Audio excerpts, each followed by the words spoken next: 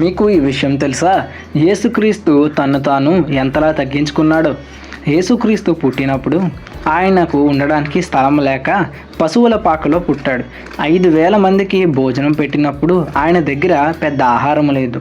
ఒక చిన్న బాలుడు ఇచ్చిన 5 రొట్టెలు 2 చేపలు తీసుకొని దేవునికి కృతజ్ఞతాస్తుతులు చెప్పి 1,000 మందికి పంచాడు.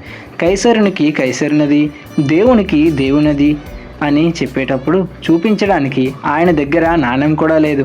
ఇతరుల దగ్గర నుంచి ఒక నాణ్యం తీసుకొని చూపించాడు. చివరికి యేసుక్రీస్తు శిలువపై మరణించాడు. ఆయనను పాతపెట్టిన సమాధి కూడా ఆయనది కాదు.